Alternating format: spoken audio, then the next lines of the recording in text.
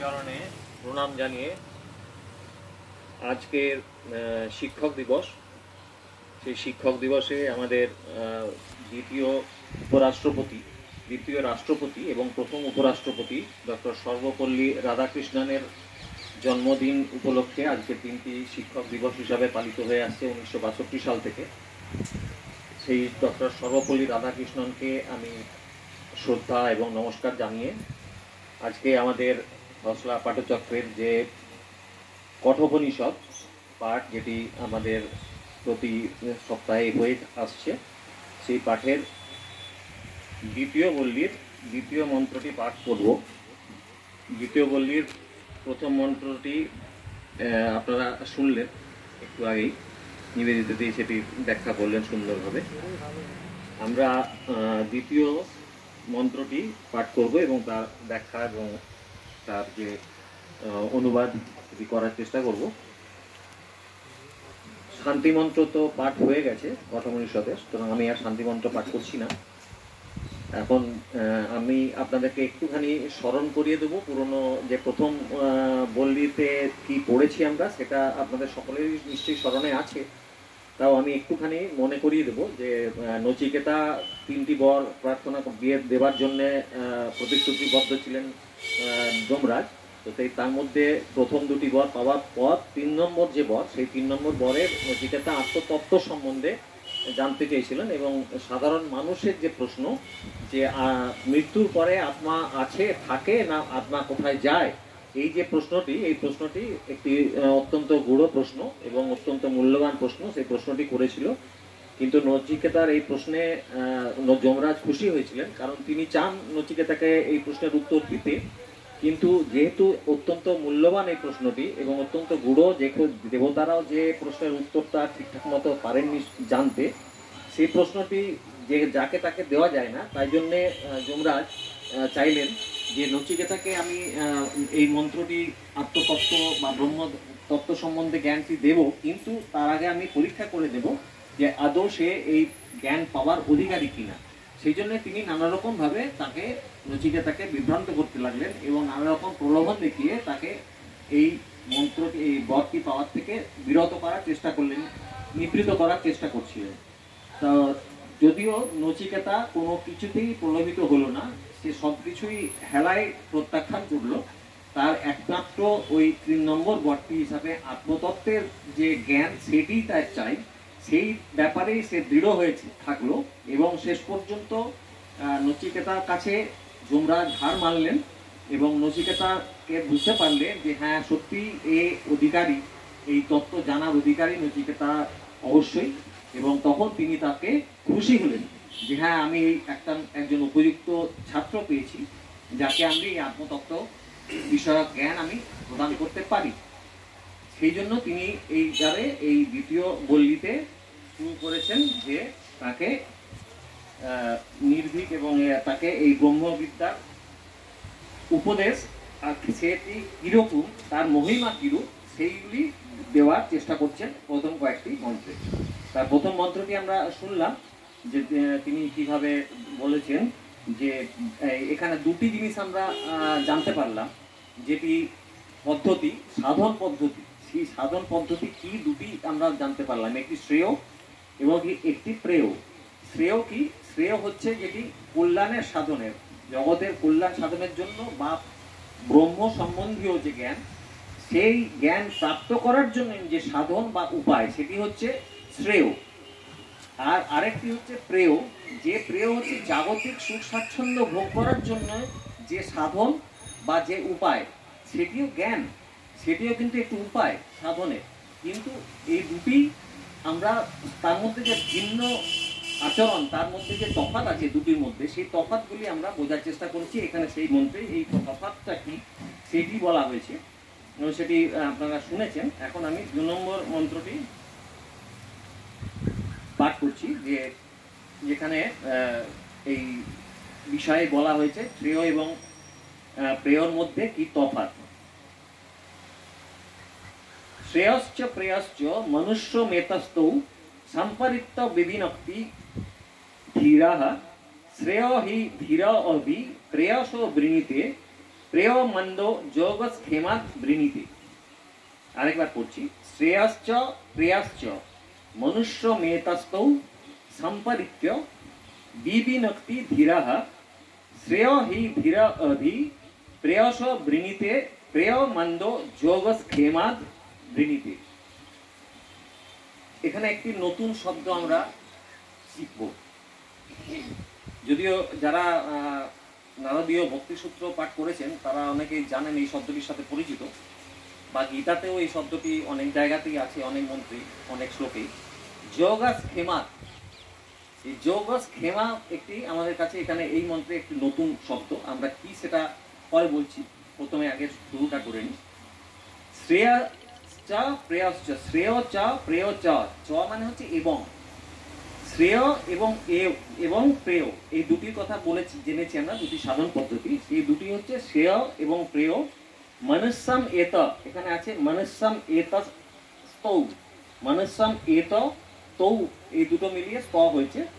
মনুষ্যম এত, মানুষের সামনে আসে। শ্রেয় এবং প্রেয় দুটি যে পদ্ধতি, সাধন পদ্ধতি, সেই দুটি মানুষ করে থাকে এবং তারা এই দুটি নিয়েই সাধনা করে।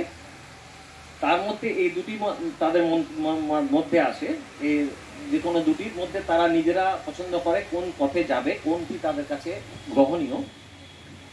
এখানে বলছেন ধীরাহা, ধীরাহা মানে বুদ্ধিমান মানুষ, ধীর, যারা ধী শক্তি আছে যাদের, বুদ্ধিমান মানুষ। তো ওই যে মনুষ্যৌ মনুষ্যম এতস্তৌ, এত মনুষ্যম এত কথাটা মানে হচ্ছে মানুষের সামনে আসে। তো মানে ওই দুইয়ের স্বরূপ, কোন দুই? শ্রেয় এবং প্রেয়, এই যে দুটি সাধন পদ্ধতি, এই দুটির স্বরূপ জানতে বুদ্ধিমান মানুষ কি করেন? এই দুটি স্বরূপ সম্পাদিত মানে বিশেষভাবে বিচার করেন। কোনটি ঠিক সেই বিচার কি একটি বুদ্ধিমান মানুষ ঠিকঠাক ভাবে বিচার করে থাকেন যে আসলে কোনটি ঠিক, শ্রেয় ঠিক না প্রেয় ঠিক।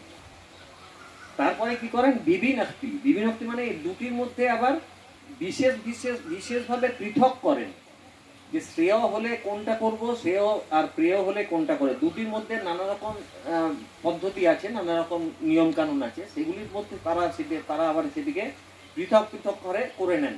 শ্রেয়তে কি থাকবে, প্রিয়তে কি থাকবে, প্রিয়তে হলে কি হবে, প্রিয় হলে কি হবে, এ দুটি বিবিনক্তি করেন, পৃথকভাবে তারা বিচার করেন।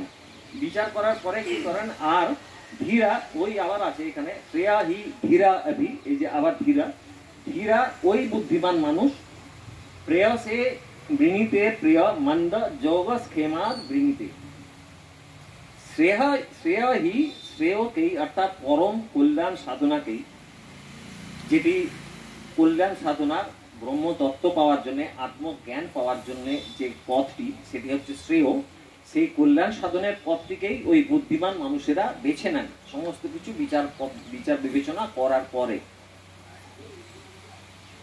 এখানে যমরাজ কিন্তু পরোক্ষে বলে দিচ্ছেন যে আত্মা আছেন এবং পরলোকেও তার কার্যক্রম আমরা দেখতে পাবো। মানে এই কথাটা কিন্তু পরোক্ষভাবে এই সংকেতে কিন্তু তা বলে দিচ্ছেন যমরাজ। যে প্রশ্নটির উদয় হয়েছিল তৃতীয় বরে, সেই প্রশ্নটির যে উত্তর সেটি কিন্তু যমরাজ দিয়েই দিচ্ছেন সংকেতে। শ্রেয়াহি, শ্রেয়াকেই পরম কল্যাণ সাধনাকেই প্রেয়াস, প্রেয় অপেক্ষা অর্থাৎ ভোগ সাধন অপেক্ষা অভিবৃণীতে মানে শ্রেষ্ঠ বলে বরণ করে নেয়। প্রেয় অপেক্ষা, সে বুঝতে পারেন তিনি যখন বিচার করার পরে তিনি বুঝতে পারেন যে শ্রেয়টি আসল পদ্ধতি, সঠিক পদ্ধতি, সেটি সব ভালো কল্যাণ সাধন, প্রিয় হচ্ছে। তখন তিনি কি করেন? যে অভিবৃণীতে, প্রিয় মন্দ যোগস ক্ষেমাদ অভিবৃণীতে, এখানে অভিটা আগে আছে, এই যে প্রিয় অভি, এখানে বৃণীতে টুকিয়ে অভিবৃণীতে মানে শ্রেষ্ঠ মনে মনে বরণ করে নেয়। কিন্তু এখানে আবার আছে প্রিয় মন্দ যোগস ক্ষেমাদ বৃণীতে, তখন এখানে বলছেন মন্দ মানে মন্দ বুদ্ধি মানুষ, যোগস ক্ষেমাদ লৌকিক যোগস ক্ষেমের ইচ্ছায়। এই যে যোগস ক্ষেমার কথাটির অর্থটি যেটা বলতে যাচ্ছিলাম, যোগস ক্ষেমার কথাটির অর্থ হচ্ছে আমরা এই জাগতিক যে সমস্ত বিষয়সমূহগুলি আমরা সংগৃহীত করি জাগতিক জীবনে, বেশিরভাগ মানুষ আমরা ওই জাগতিক জীবনের জন্য ভোগ বস্তু যা কিছু প্রয়োজন সেগুলিকে আমরা সংগ্রহ করি এবং আরও চাই এইটি করতে থাকি। সেইটি হচ্ছে এই যে লৌকিক যোগক্ষেমের ইচ্ছায়, এবং সেই বস্তুগুলিকে প্রাপ্ত করার পরেও আমরা কি করি, ওই বস্তুগুলিকে কিভাবে সংরক্ষিত করা যায়। আমি কাউকে দেবো না, একটি আমার জিনিস আমি কাউকে দেবো না, আমি সংরক্ষিত করে রাখবো। এই যে মানসিকতা, এই যে ভাবনা, এটি হচ্ছে যোগক্ষেমার। আমরা যে জিনিস জাগতিক বস্তুসমূহ আমরা চেষ্টা করব প্রাপ্ত হওয়ার, আরও বেশি চাই এবং সেগুলিকে সংরক্ষিত করব কিভাবে, এই চিন্তায়, এই ভাবনাতেই আমরা দিন কাটিয়ে ফেলি। সেইটি হচ্ছে যোগক্ষেমার।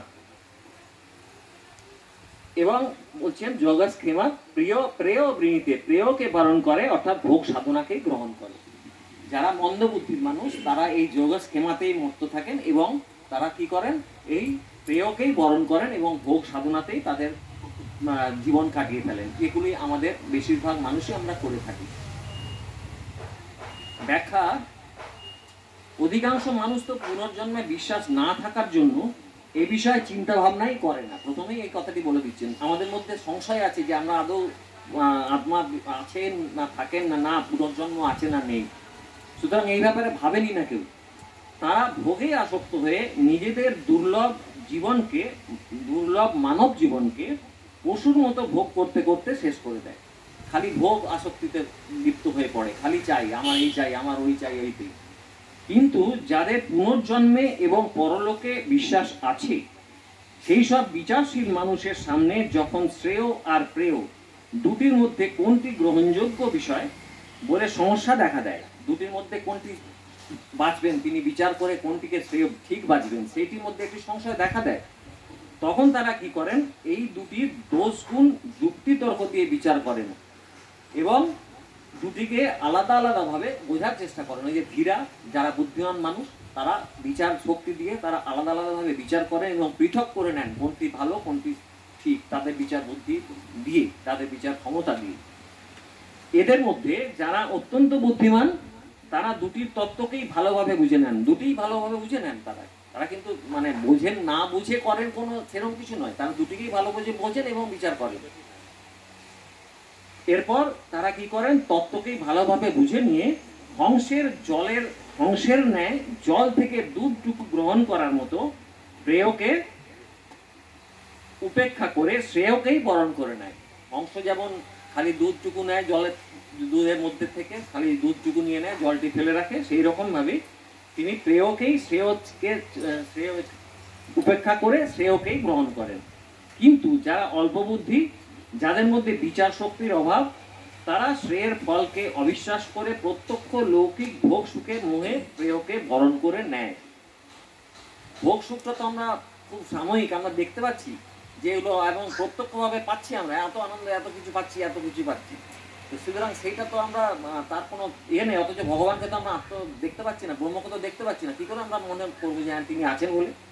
যার ফলে মানুষ এই বিষয়ের দিকে বেশি আকৃষ্ট হন এবং তারা এইটুকু মাত্র বোঝে যে যা কিছু ভোগ সামগ্রী অর্জিত হয় সেগুলি সুরক্ষিত থাকুক। এই যে যোগক্ষেমার কথাটার অর্থ আসছে এখানে, এইটুকু মাত্র বোঝে যা কিছু ভোগ সামগ্রী অর্জিত হয় সেগুলি সুরক্ষিত থাকুক এবং আরো যেগুলো পাওয়া এখনো হয়নি সেই সকল বস্তু যেন আমি প্রচুর পরিমাণে লাভ করতে পারি। যোগক্ষেমাত আমি আরো বেশি চাই এবং সেগুলো সংরক্ষণের জন্য যা কিছু করার আমি সেগুলো সব করে যাব। যোগক্ষেমাত এখানেই বলেছেন, তাদের চোখে যোগক্ষেমের অর্থ এইটুকুই। আজ এখানে শেষ। নমস্কার।